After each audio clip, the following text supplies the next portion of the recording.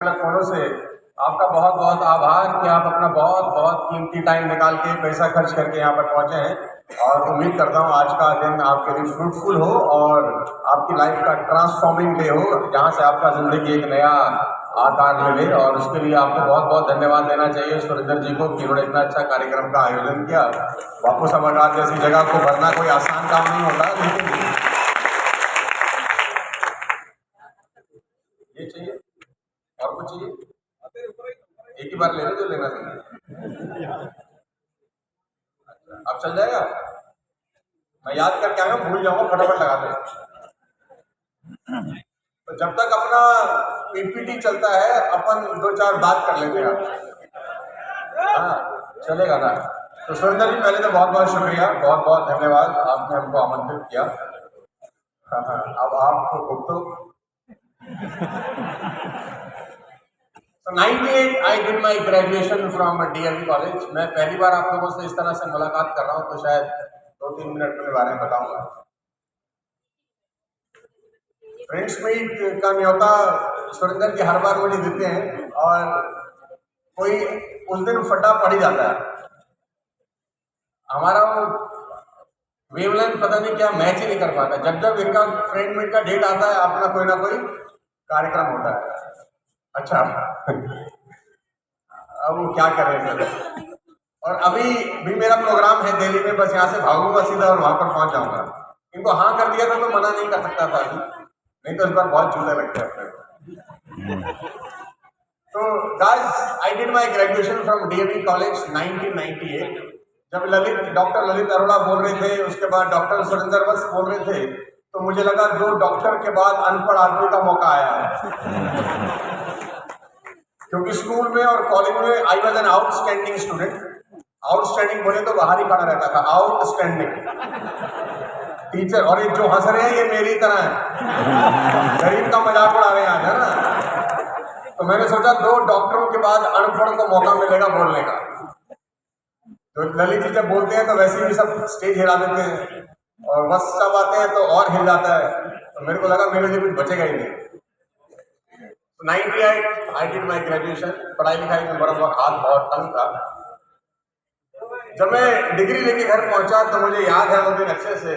ललित भाई मैंने पिताजी को डिग्री हैंड ओवर किया कि फाइनली पापा मैं पास हो गया, अब आपको डिग्री गिफ्ट कर रहे हैं, आप भी हमको कुछ रिटर्न गिफ्ट करिए। He smiled, we went to the room, came back after 10 minutes. वो अंदर कमरे में चले गए और 10 मिनट के बाद वापस आए और मेरे हाथ में कुछ कागज पकड़ा दिए। तो मैंने बोला पापा ये क्या है? तो बोला हम पे 3 लाख का कर्ज है जो तुझे उतारना है, हमारी तरफ से तुझको यही तोहफा है। तो 3 लाख रुपए के कर्ज के साथ 98 में मेरी जिंदगी की शुरुआत हुई।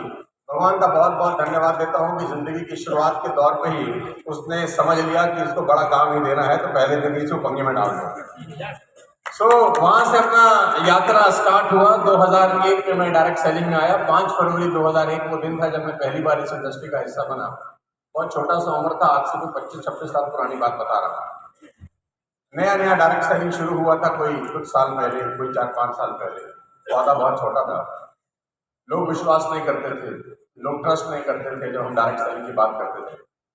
लेकिन अब वो मैं भी ललित को बता रहा था कि ऐसा लगता है कि जैसे किसी ने एक पन्ना पलटा हो और 25 साल में।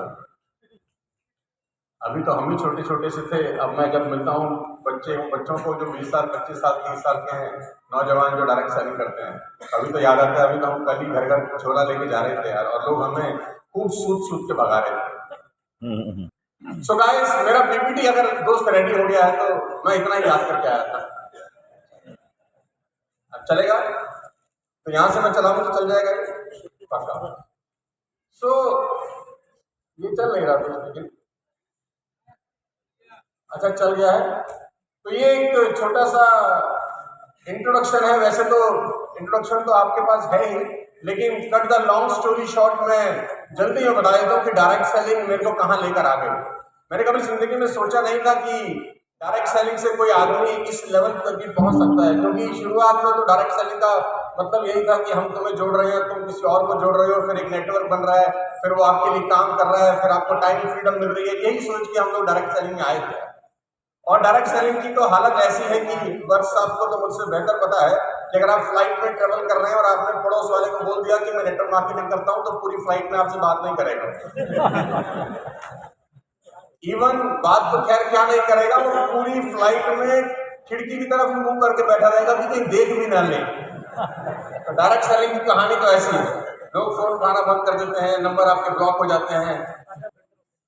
तो मैंने कभी जिंदगी में सोचा नहीं था कि डायरेक्ट सेलिंग करते करते, जो कि इतना बदनाम प्रोफेशन हो चुका था देश के अंदर, और आज भी कोई छवि बहुत अच्छी नहीं है, स्थितियां यहां तक पहुंचेंगी कि आज भारत के अंदर, आपको जो मैं स्लाइड दिखाने जा रहा हूं, आपको अच्छा लगेगा जान के कि मैं 200 कंपनियों को ट्रेन करता हूं पूरे हिंदुस्तान की, जो टॉप मोस्ट ऑर्गेनाइजेशन है उनका मैं ट्रेनर हूं। उनके बिजनेस को अपलिफ्ट करने के लिए मैं उनको ट्रेनिंग देता हूं। पूरे दिन का वर्कशॉप होता है।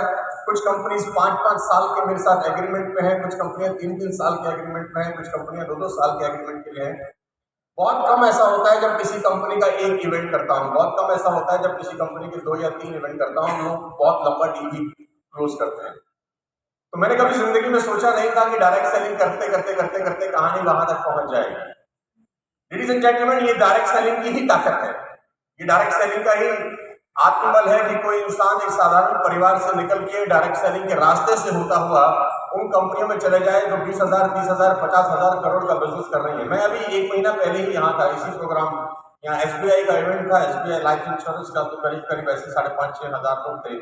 फुल डे मैं उनको सिखा रहा था कि इंश्योरेंस कैसे बेचना चाहिए। तो cut the long story short, ये इंडस्ट्री इतनी ताकतवर है कि आप अपनी कल्पना से भी आगे जा सकते हैं। आज से मैं 20 साल पहले अगर मुझसे कहता कि सोनू सर आप यहाँ तक पहुंच जाएंगे, तो मैं उसकी बात पर विश्वास करता ही नहीं। मैं बोलता झूठ बोल रहे हो, ऐसा कहाँ होता है, 10-20 लाख रुपए आ जाए वही बहुत है। लेकिन शुरुआत से लेकर अब तक इस पड़ाव में बहुत कुछ देखा, पूरा हिंदुस्तान ट्रेवल किया, पूरी दुनिया में ट्रेवल कर रहा हूँ। और जेन्युइन कहानी तो यह कि 365 के 365 दिन करीब ब्लॉक ही है। मतलब अपने ही लिए टाइम देखने के लिए अपना कैलेंडर खोलना पड़ता है कि भाई जा सकते हैं कि नहीं जा सकते। और ये ताकत सिर्फ और सिर्फ डायरेक्ट सेलिंग की वजह से है। तो आप सही हाथों में हैं, सही इंडस्ट्री में हैं। If I can do, anybody can do. कोई भी कर सकता है, कहीं से भी उठ के आ सकता है और किसी भी लेवल पे पहुंच सकता है। तो कल को कोई डायरेक्ट सेलिंग का मजाक बनाए आपके सामने, डायरेक्ट सेलिंग को गलत बोले आपके सामने, तो बिल्कुल आंखों में आंखें डाल के बात करना कि हम हिंदुस्तान की नहीं, दुनिया की सबसे पाक साफ इंडस्ट्री का हिस्सा है जो लोगों को ऊपर उठाने का काम करती है। और छाती चौड़ी करके बोलना मेरे दोस्त, मैं और तो बहुत सारी चीजें आपको बता सकता हूं डायरेक्ट सेलिंग में कामयाब होने के लिए, लेकिन जितना मेरे को टाइम इन्होंने दिया है, मुझे लग रहा है सबसे ज्यादा जूस इन्होंने मेरा ही निकालना है। डायरेक्ट सेलिंग में कामयाबी होने के बहुत सारे रास्ते हैं, लेकिन मैं कुछ चीजें अपने पिछले 25 साल के एक्सपीरियंस से आपके साथ शेयर करना चाहता हूं। सुनना चाहते हैं तो बोलिए हाँ। अच्छा, ऊपर लग रहा है कि कोई बैठा ही नहीं है।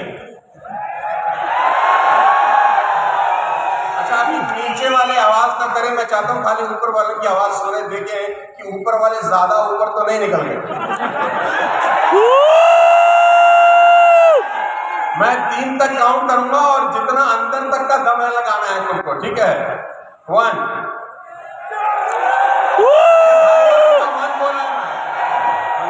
अबे पूरा तो होने को, गिनती तो पूरी होने। अच्छा, डायरेक्ट सेलिंग का जोश इतना होता ना कि उड़ उड़ के बाहर आता है। 1, अरे भाई पूरा होने दो। 1, 2, 3 गो। अच्छा, और ऊपर वालों को लग रहा है कि नीचे कोई नहीं बैठा, तो जरा ऊपर वाले होल्ड करें, हम नीचे वालों से बात करते हैं। 3 तक काउंट करते हैं, देखते हैं कि कंपटीशन में कौन जीत रहा है। 1, 2, 3 गो। अगर दोनों मिल जाए तो कैसा होगा? 1, 2, 3 गो। अब मुझे मजा आ रहा है। मेरे को भी जैसे वो कोई मिल गया, मैं उसको धूप चाहिए थी ना, ये मेरी धूप है। डायरेक्ट सेलिंग 100% प्रोफेशनल लोगों का बिजनेस है। डायरेक्ट सेलिंग 100% प्रोफेशनल लोगों का बिजनेस है, लेकिन दुख यह है, विडंबना यह है कि इसमें 99% चिंदी चोर आ जाते हैं। मैंने कहा था मुझे बुलाया है तो भुगतो, मैं तो सच्ची बोलूंगा, अच्छा लगे अच्छा। बाकी आने का पैसा तो मैंने ले ही लिया है। अरे मजाक कर रहा हूँ, कुछ पैसा वैसा नहीं दिया इन्होंने यार, बहुत दुख है मुझे अंदर से। डायरेक्ट सेलिंग 100% प्रोफेशनल लोगों का बिजनेस है, लेकिन अफसोस कि 99% लोग इसमें अनप्रोफेशनल आ जाते हैं और उसको अपने तरीके से करते हैं, और जब फिर फेल हो जाते हैं तो फिर गाली कंपनी को देते हैं और इस इंडस्ट्री को देते हैं। बहुत सारी चीजें हैं कामयाब होने के लिए, बहुत सारे लोग कामयाब नहीं हुए डायरेक्ट सेलिंग में। अगर आप 25 साल का इतिहास उठा के देख लें तो परसेंटेज में भी लोग नहीं है, नंबर में लोग हैं। क्यों ऐसा है कि इतनी अच्छी इंडस्ट्री में भी लोग कामयाब नहीं हो पाते? क्योंकि लोगों को एक्चुअली में इसकी आत्मा के बारे में नहीं पता। लोगों को लगता है कि जोड़ने का बिजनेस है, लोगों को जोड़ दो, प्रोडक्ट बेच दो, वो काम करेगा, आपका पैसा आ जाएगा। आप गलत फहमी में मत रहिएगा। 25 साल के एक्सपीरियंस से आपको मैं 3 चीजें बता के जाता हूँ आज, और अगर ये 3 चीजें आपने अपनी लाइफ में इंप्लीमेंट कर ली, मैं गारंटी के साथ कह सकता हूँ आने वाले 5-7 साल के अंदर आप यहाँ से बोल रहे होंगे और शायद हम आपके लिए वहां से ताली बजा रहे होंगे। 100% गारंटी के साथ कह सकता हूँ। सबसे पहला आपको सीखना होगा डायरेक्ट सेलिंग में आगे बढ़ने के लिए लोगों के साथ कनेक्ट बनाना। ये गुण, ये क्वालिटी आपको डेवलप करनी पड़ेगी। मैं एग्जांपल से पूछता हूं, जल्दी समझ में आएगा। पूरे देश में आपको कोई लड़का, कोई लड़की ऐसा कभी नहीं मिलेंगे जो अपनी मां से नफरत करते होंगे, हाँ या ना? इस पूरे देश में चाहे लड़का कितना ही खराब हो, लड़की कितनी ही खराब हो, ना पढ़ती हो, बेरोजगार हो, किस भी लेवल पे हो, मां से नफरत कोई नहीं करता। एवरीबॉडी लव देयर मदर, हाँ या ना? बट इस हिंदुस्तान में आपको बहुत लोग ऐसे मिलेंगे जो बाप से नफरत करते हैं। You will find people who hate their father, हाँ या ना? यस। विडंबना यह है कि दोनों ने ही पैदा किया है, मां और बाप का बराबर कंट्रीब्यूशन है किसी बर्थ के लिए, लेकिन मां से नफरत करने वाला आपको पूरे देश में ढूंढे नहीं मिलेगा। पिता से नफरत करने वाले लोग आपको मिल जाएंगे। और नफरत करने वाले लोगों की इंतहा यह है कि कुछ बच्चों को तो ऐसा लगता है कि आदमी हमारे घर में कर क्या रहा है, मेरी मां अकेली बहुत थी मुझे पालने के लिए, ये एक्स्ट्रा है, इससे तो ना ही होता तो ठीक था। मैं पिताओं का अपमान नहीं कर रहा, मैं खुद 2 बेटियों का बाप हूं, मैं कुछ समझाने की कोशिश कर रहा हूं, लेके जाता हूं उसी पॉइंट पे। तो कभी गौर करिए और सोचिए कि ऐसा क्यों होता है कि पिता से नफरत करने वाले लोग मिल जाते हैं, मां से नफरत करने वाला कोई नहीं मिलता। उसका सीधा सा जवाब देता हूं, लंबी कहानी को छोटा बनाकर। मां बच्चों के साथ हमेशा कनेक्ट बना के रखती है और बाप बच्चों को हमेशा करेक्ट करता रहता है, बस इतना ही फर्क है।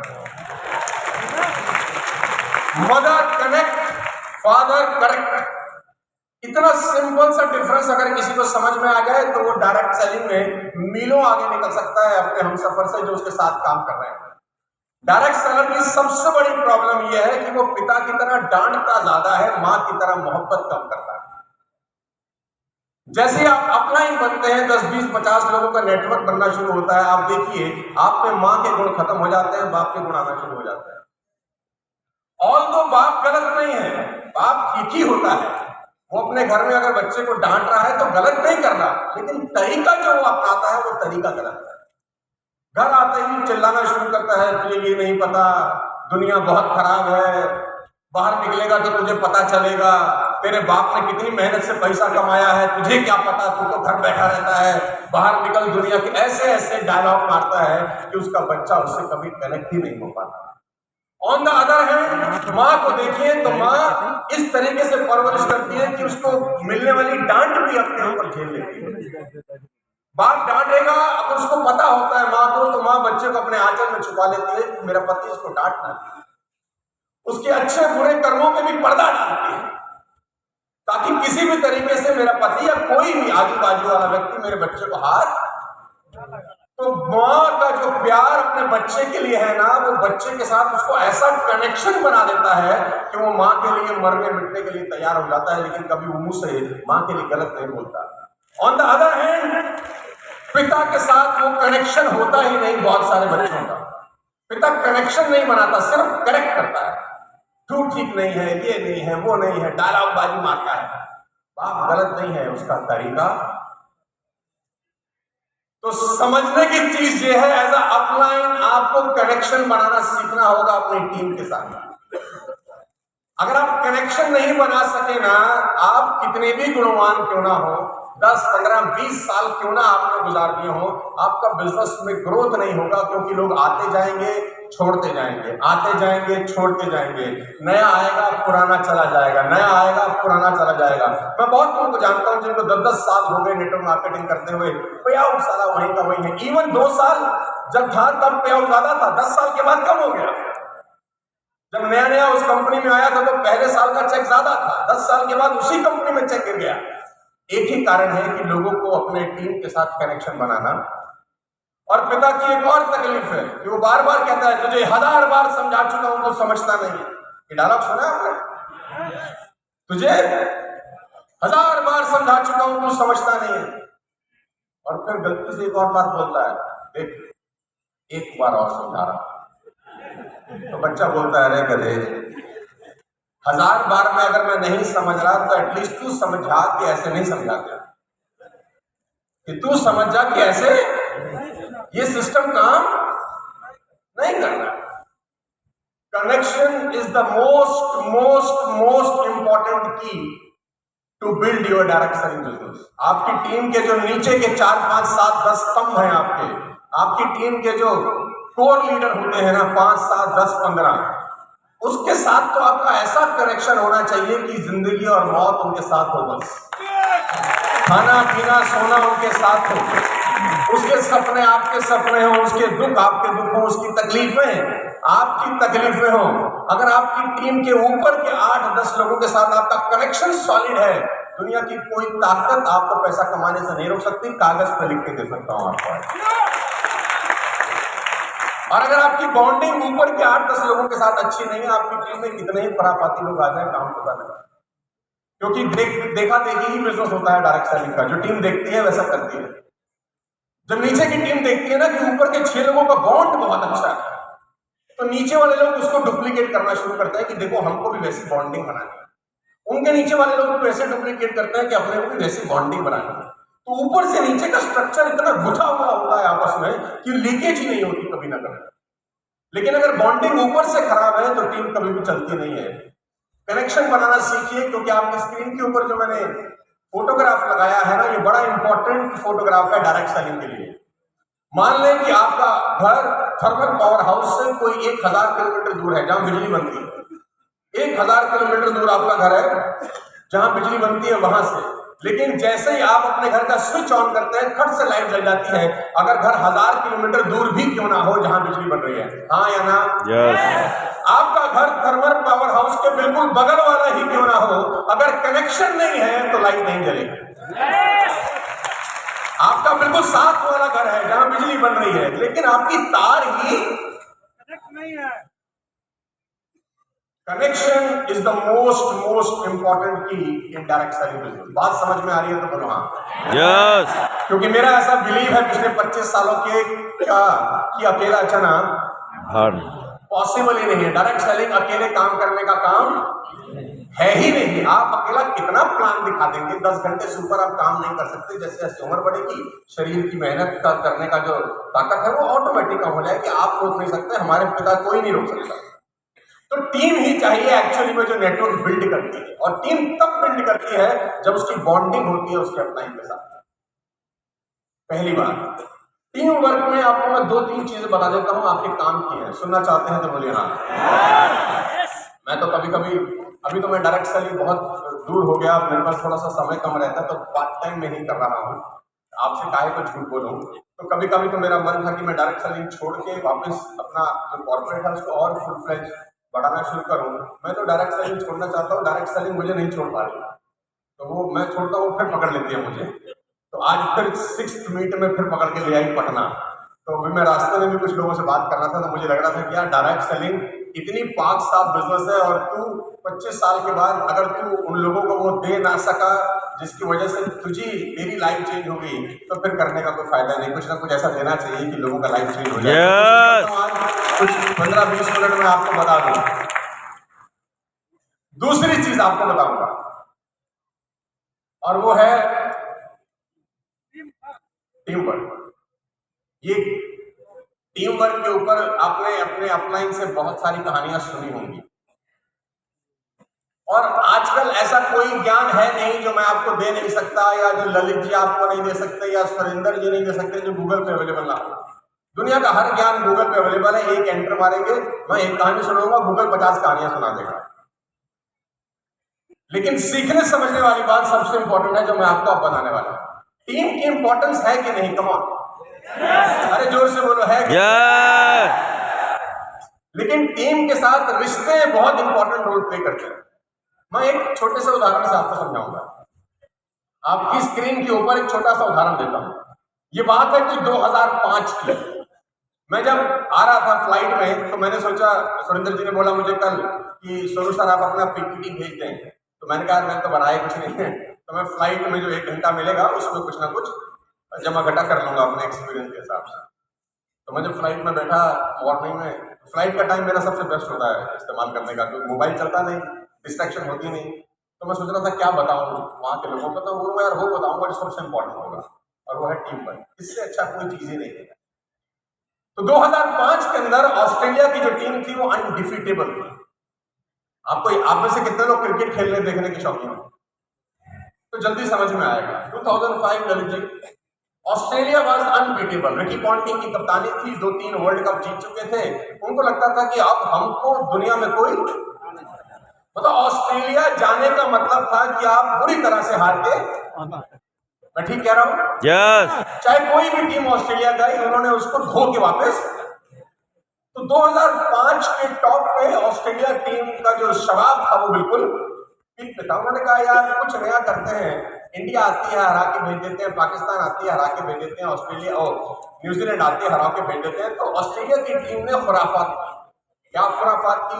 उन्होंने आईसीसी को एक लेटर लिखा। आईसीसी को ये बोला कि हम अब कंट्री से लड़के हार चुके हैं, इनको क्या हराएं, बच्चे हैं हमारे आगे, तुम एक काम करो वर्ल्ड 11 बनाओ। वर्ल्ड 11 दुनिया के जो दिग्गज खिलाड़ी हैं उन सबको इकट्ठा करके एक टीम तैयार करो। यानी वेस्ट इंडीज से कुछ उठाओ, इंडिया से उठाओ, पाकिस्तान से उठाओ, श्रीलंका से उठाओ, तो ऐसे करके कंबाइंड टीम बनाओ, हम उससे लड़ेंगे तब मजा आएगा। ये बच्चों को हराने का मन करता नहीं है। अब अहंकार देखो कहां पहुंच गया कि हम देश से नहीं लड़ेंगे, अब दुनिया से लड़ेंगे। ओके, आईसीसी के पास लेटर गया तो आईसीसी को लगा यार बड़ा इंटरेस्टिंग है, इसका टीआरपी बड़ा अच्छा जाएगा, तो उनको तो धंधा करना था। तो उन्होंने कहा ठीक है, लेट्स डू इट। तो आईसीसी ने क्या किया दोस्तों, आईसीसी ने एक कमेटी बनाई, एक कदम लेके चलो। तो आईसीसी ने एक कमेटी बनाई वर्ल्ड 11 की, जिसमें सुनील गावस्कर भारत से थे, अर्थटन इंग्लैंड से थे, रिचर्ड हेडली न्यूजीलैंड से थे, क्लाइव वेस्ट इंडीज, जॉन टीरोड साउथ अफ्रीका, डिसिल्वा श्रीलंका से। ये वो 6 लोग थे जो उस वक्त लेजेंड थे, आज भी लेजेंड है। तो इनकी एक कमेटी बनाई। कमेटी क्या करेगी? टीम सिलेक्ट करेगी कि तुम पूरी दुनिया के जो दिग्गज लोग हैं उनको छांटो और एक वर्ल्ड 11 बनाओ, जिससे ऑस्ट्रेलिया की टीम आपस में मुकाबला करे। तो 3 महीने की रिसर्च के बाद आईसीसी वर्ल्ड 11 ने टीम दिखाई कि ये टीम है जो ऑस्ट्रेलिया से टक्कर करेगी, और वो टीम थी कुछ इस तरीके की। आईसीसी वर्ल्ड 11 वनडे का स्क्वाड अलग था और टेस्ट क्रिकेट का स्क्वाड अलग था। अब ध्यान से देखना टीम, और टीम में क्या क्या धुरंधर है। अफरीदी, ये वनडे की टीम है, Shahid Afridi, Shoaib Akhtar, Flintoff, Gibbs, Kallis, Lara, Muralitharan, Pietersen, Pollock, Sangakkara, Sehwag, Tendulkar, Vettori, एक ही टीम में। टेस्ट मैच की टीम और खतरनाक, Boucher, Dravid, Flintoff, Hamilton, Kallis, Lara, Muralitharan, Pollock, Sehwag, Smith, Lara और तेंदुलकर एक ही मैच। आईपीएल तो बाद में शुरू हुआ है, 2005 की बात कर रहा हूं। अब ये टीम ऐसी थी जो दुनिया की किसी भी टीम को मतलब मसल सकती थी यार। हरा देना तो बहुत अंडररेटेड वर्ड है, मसल सकती